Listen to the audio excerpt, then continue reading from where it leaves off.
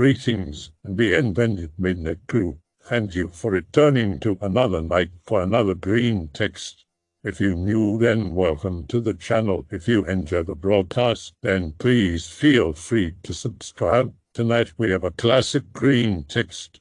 An enemy meets a mysterious woman during his camping trip. Is she friend or foe? I present to you the Waifish woman. Be me. Camping in a woods with my long-time best friend for a week. He's got around 50 acres that spills into straight forest. Just the basics, tin food, water, that kind of shit. Sleeping in the bed of my truck because poor, no money for tent or camper. First day goes well enough, talk the day away while we fished. Head to bed, cap truck off in case rain. Sleep like a little baby bitch. Wake up around 7 or 8, debate getting a fire going to cook breakfast. Friend tells me he's going to start prepping food, and I need to get firewood. Walk off into woods with shitty little Coleman's hatchet. Start breaking down little dead trees, get an armful of wood before I head back. Super uneasy feeling, like when you fuck up and you know it. Like someone took everything out of my stomach and replaced it with primal fear. Sketched out, but think nothing of it. Head back to camp with wooden spooks. Cook breakfast, consisted of warmed-up canned ravioli. Not buying ice and a cooler so I can eat fucking eggs in the woods. Eat our fill, pack up leftovers and head hiking. Made sure to pack stuff back into truck and lock it. Hike for about an hour, stop in a clearing and enjoy the view. Nothing but long grass in the middle and trees all around us. Brokeback Mountain. GIF. Enjoy the air, head back into the woods. Hiking back, food sitting like a fucking brick in stomach. Walk for what feels like hours. Oh shit, what time is it? Check watch, only around 2 or so. Not bad, left at 11. Wait, shouldn't we be at camp? And why does nothing look familiar? Panic mode engaged. Freak out to friend, going to die in the woods. He says we're fine, camp shouldn't be too far. Walk for maybe 15-20 minutes more. Oh shit, there it is. No problems here. Unlock truck, turn on radio to cool nerves. Not too far out, shitty signal but enough to get something. Relax for a couple hour talking about love life and shit. No girl for my own, but whatever. Don't want ravioli again, go fishing for dinner. Down at pond from yesterday trying to catch something worth eating. Nothing so far, the entire pond seems dead still. Whatever, it's the evening, lots of critters to disturb the water. Managed to catch 2 or 3 little fish, not sure what type but no bigger than hand. How do I skin a fish? Wem. Bring back to camp, enjoying how quiet it is out. Get back and start skinning and deboning fish. Feel uneasy, but think nothing of it. Chomping down on fish, can't stop thinking about how still pond was. Friend breaks the silence. Shit man, you were gone for a while. Not a lot of luck today. Nah, swear to God it was like there were no fucking fish in there today, spooky as fuck. The entire forest seemed kind of quiet today. Sit and ponder for a bit. Did I hear any birds on the way back? No, I don't think I did. Was there any wind at all? Any breeze? Shit, I don't think there was that either. Not liking this one bit. Don't want to pussy out on friend by calling it quits this early. Whatever, I'm just tired. Fix mattress in the bed of my truck for the night. No homo. Make a little fire and start burning shit to pass the time. Just doesn't feel right. Ask friend if he's ever gone this far back here. Yeah, I used to come back here with my dad all the time. Little backstory here, friend's parents died about a year ago, super fucking loaded. Left house to him, money to other family. Ask if he had any spooks back this far. Says nothing too bad, the worst was this hermit that lived about 2 or 3 miles out past the property line. He didn't bother them, they didn't bother him. shrug it off, and head to bed. Wake up around 2 or 3. Shivering like a motherfucker, it's bad. Lay under the blanket for a bit. Decide fuck it, I'm going to walk around to try and wear myself out and fall back asleep. Climb out of bed, careful not to wake friend. Not a dumbass, so I make sure to keep tent in view. Walking in place, enjoying the stars and crickets. Hear something off in the distance. My mind playing tricks on me. Strain my ears to listen better. Crickets. Crickets. Crickets. Silence. Ungodly moaning, muffled screaming.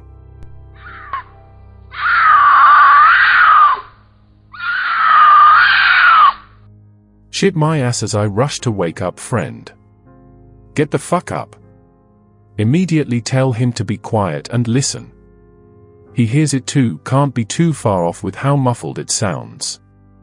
Imagine covering your mouth with a pillow and screaming into it. Like pure screams, enough to crack your voice. Now play that far off into the woods, just barely loud enough to hear. Stomach is a swirling mess of emotions and shit, not sure what to do. Friend tells me they've got lots of coyotes back here, maybe one of them got a hold of a fox and killed it. Yeah, maybe. Sounds vaguely sentient though, like it's pleading. Lay in bed listening to the screams for what feels like forever, before finally passing out. Wake up next morning exhausted. Mind cloudy, can't think to save my life. Go take a piss out in the woods. Crunching leaves.mp3. Hairs on back if neck stand up, fight or flight activating. It's my friend getting sticks to make another fire. Well, what happened to the firewood from before? Up and left, must have burned through it all. Wait shit, I get cell reception out here. Remember friend telling me about fox screams last night. Google fox scream human. Videos of vixen screams. Watch then. They sound close, but something about it seems too animal. Like it didn't have that fear behind it. Chalk it up to being tired. The rest of the day was the usual stuff: start fire, cook food, hike a bit, swim in pond some, make bed for night. Laying in bed, refusing to fall asleep for fear of getting fucking gutted by skinwalkers or some shit. Hear the crickets again, something about it is just so calming to me. About to fall asleep when I hear it. Muffled screams like before, only clearer. Swear on my life I can hear something behind it. Can only make out the stronger parts of the word. Like a drawn-out R noise or something. Eyes are welling up with tears, I don't want to die man. Sit in bed until sun comes up. Decide fuck it, we got today and tomorrow and we're gone. I want to know what this noise is. Tell friend I want to head out back towards the opening we found. Seems uneasy about it, but agrees. Walking out, no talking between the two of us. Lifelong friends, this shit doesn't happen often. Always something to talk about. Around halfway their friend falls and twists ankle pretty bad. God fuck it, why now? Help him back to the truck and set him in passenger seat. Wait with him to make sure he's okay. Gradually gets more and more pasty. Cold skin like a fever feeling. Fuck, that's no good. Sit with him and talk, I want my bro to be okay. No good food to comfort, just ravioli and potted meat. Lap of luxury. Talk over our options. He can barely walk, so it wouldn't be easy getting him from A to B. And I really want to check out that noise from earlier. Fuck man, what do? Fuck it, I have this unexplainable pull towards this. Tell him I'll be right back, and book it out. Sprinting through forest, I need to know what this is. Get to clearing in maybe half hour, so not too bad considering the distance from camp. Again, no birds, no ambient noise. Just pure piercing silence. Don't feel safe in the slightest, but I want answers. Cross cleaning into other section of woods. Much denser, light peeks through but in very small spurts. Kind of like a basement in the evening, seeable but dark. Walking super carefully, I don't fuck with no spirits. See a little cairn about 30 feet out, go check it out. Blue rags, long stringy black hair, and an ungodly smell. Pull rags out, they are made of denim. Okay, fuck this shit. Tree beings got burial mounds covered in tattered clothes and hair. Nope the fuck out. Running through clearings, stop to catch breath. Now to get a scale of things, the clearing was maybe a football field and a half, and I am not a runner. Winded and gasping, all of a sudden hear that scream as clear as day. Whip head around. Tall, gaunt woman-like figure standing in tree line. I freeze up, this is how it ends. Feel intense wave of calm wash over me, I'm safe here. I want to go to her, learn who she is.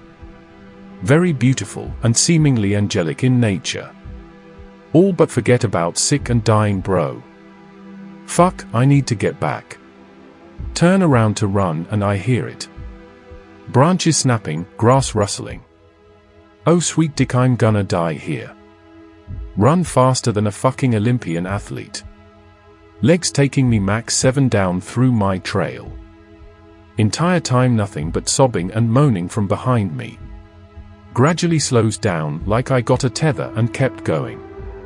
Stop to catch my breath about 5 minutes from camp. Back to a tree, don't want to ghost bitches sneaking up on me. Gasping and panting. Feel hand on shoulder. It's bro. Freak out, start talking a million miles a minute. See this ungodly fear in his eyes, he says nothing to me. Walk back to camp, scared shitless. Bro won't say anything to me as we pack up. Car drive home, spend the night at my place cause he says he wants time away from his home. Up until maybe 2 talking each other down. All of a sudden bursts into hysterics. Blabbering fool, sounds like a toddler learning to speak. Calm him down, ask him what the fuck he's doing. Says he got spooked after the second night of screaming, he had heard it too. Set his phone to record audio during our sleep. Skimmed through it in the hour I was gone. Says he got through about 4 hours of cherry-picked sound when he saw something out of the corner of his eye. Super fast blur, long arms, skinny body, dark hair. Said he heard some kind of unholy laughter as it left, like it was playing a game. Ran in my direction. He couldn't do anything, twisted ankle and sickness. Kept listening to audio. Around what would be 5 a.m. hears rustling in recording. Uneven gait, like. Step a step step, step a step. Giggling almost like a child. Stops after a while. Rattling and the sound of my truck bed opening. Rusting shortly afterwards, and what sounds like cooing. Like a mother soothing a child. Zipper unzipping. Cloth tearing. Bed latching. Sprinting. Check back. Missing a pair of jeans. Wait just a fuck. Cairn in the forest. Fucking clothes. Inexplicable pull. Oh god. Whatever that thing was made a fucking burial site for me. Why? Why? Fucking why? Freak out, lock doors, close blinds, sit in bedroom with friend. Sit there until morning and drive back to house. Entire place is torn up, glass shattered, furniture torn, doors scratched. It was looking for us here. Not enough money in the world would get friend to stay here, and not enough to get me to let him. Pack what little he can salvage and bring him back to my house. This was maybe a month ago. Dude's been staying here while we try to figure out what to do. May just tear the place down and sell the land, no way we're going to try and fix it up to sell it. Still have no clue what that woman was, but I know for a fact it wasn't anything I want to remember. I'll try to answer any questions as best I can. Why would it have looked for you at the house, when it apparently saw both of you in the woods and you didn't leave until morning? Any way to post the audio/pictures of said ruined house? Out of a 5-day trip, we got through 4 days. Spooky shit started happening the second day. Third day was when it kicked up, saw it in the fourth, left immediately after. The next morning we went back and saw the remnants, which makes me think this thing knew we were there from the first day, and had prior knowledge of my friend's house. Shit man, I can ask if he still has the audio. It's been a while though. I don't wanna wake him up now, especially with how hard this has been on him. If thread's still up tomorrow, I'll post it. This whole story. OP, you better thank fuck every goddamn day you still breathe. You saw that Waifish woman by the cairn. Waifish woman made eye contact with you. You felt calm, at ease, compelled to approach her, to approach the gravesite. But your friend, who twisted his ankle minutes ago, was alone in the truck. That memory, that thought, was enough to distract you, just enough to snap out of it. Once you turned away, the fear came back and you were pursued. The moment your friend lost his footing and twisted his shit up, that was the fork in the path of your fate that led to you not becoming some creature's fucked up torture doll and never leaving those woods again. This was the big tip-off. Step, step, step. Giggling. Stops. Rattling and truck bed opening. Rustling and what sounds like cooing. Like a mother soothing a child. Zipper unzipping. Cloth tearing. Bed latching. Sprinting. Basically. Waifish woman creeping up to your truck at night, giggling. Opens up the bed, where you and your friend are sleeping. Rustling starts sifting through your stuff. Cooing you woke up or were going to wake up, and she did it, the thing where she makes you calm and at ease, and you fell back asleep. You almost woke up to the sight of that thing hunched over in your truck bed with you, looking at you. In fact, you fucking might have done just that, but the relaxing thing made you go back to sleep and forget it. It took your pants because they seemed valuable to you and smelled a lot like you. It knew you were curious. It knew you'd look for them. It led you to the grave it made for you. It was waiting for you there.